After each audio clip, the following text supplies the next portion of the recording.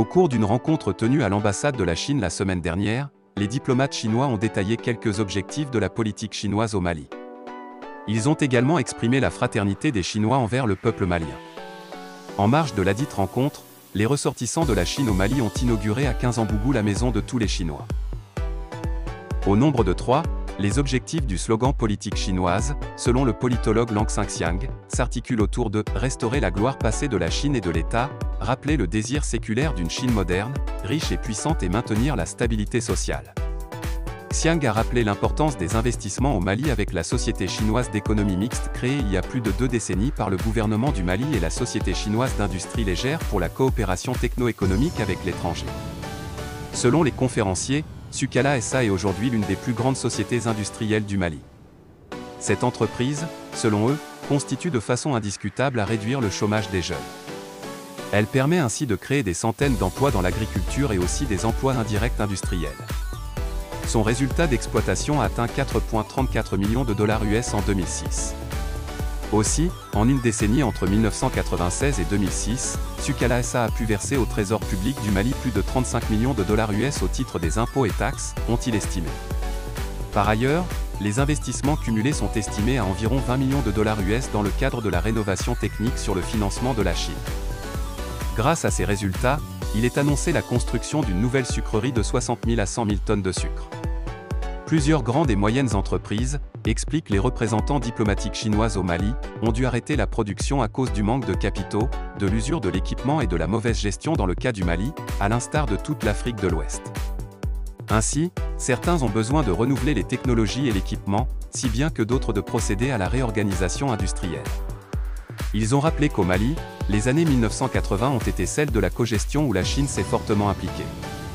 Sukala, Comatex, Tamali, l'UMPP, la PPM ont été sujets à ce type d'intervention.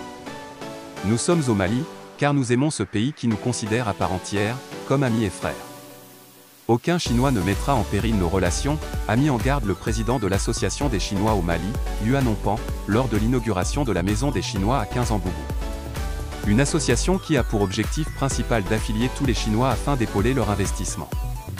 La diplomatie de la Chine est basée sur le respect mutuel entre le médiateur de la Communauté économique des États de l'Afrique de l'Ouest, CEDEAO, pour le Mali, l'ancien président du Nigeria, Goodluck Jonathan, est attendu à Bamako, ce mardi ou mercredi, pour tenter de trouver un accord avec les autorités de la transition, sur la durée de la transition. À l'issue de sa dernière visite au Mali, les deux parties s'étaient séparées, sans accord. Les autorités de transition campaient sur une transition de 5 ans, tandis que la CEDEAO n'aurait permis qu'une transition de 12 ou 16 mois. Mais, dans un dernier sursaut, les autorités de la transition avaient proposé 24 mois pour la durée de la transition. Et la CEDEAO, 16 mois. Sans un jour de plus.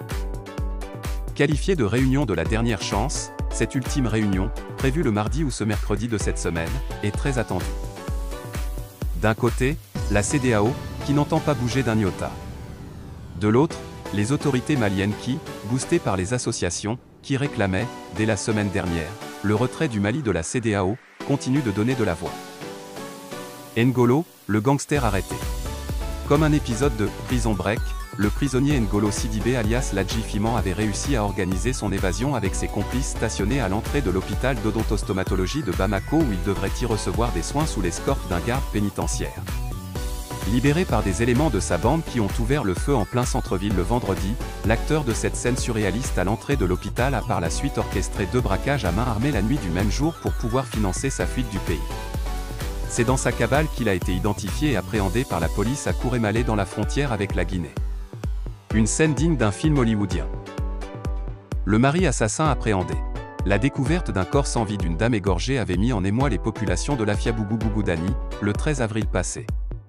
À la suite de cette découverte, le commissariat de police du 5e arrondissement de Bamako avait lancé un appel à témoins. Ce qui a fini par porter ses fruits avec l'identification et l'interpellation du présumé auteur de cet acte ignoble perpétré sur sa propre épouse. Selon le parquet de la commune 4, la jalousie serait le mobile de cet assassinat, à entendre parler l'auteur du meurtre, qui a été appréhendé ainsi que des complices. Kéléa Mani aurait-il reconnu?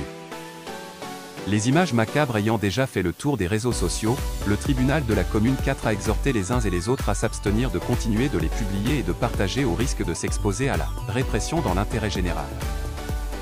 Sikasso a aussi son université. Après Ségou depuis quelques années, une autre capitale régionale s'apprête à abriter une université étatique. Il s'agit de la région de Sikasso.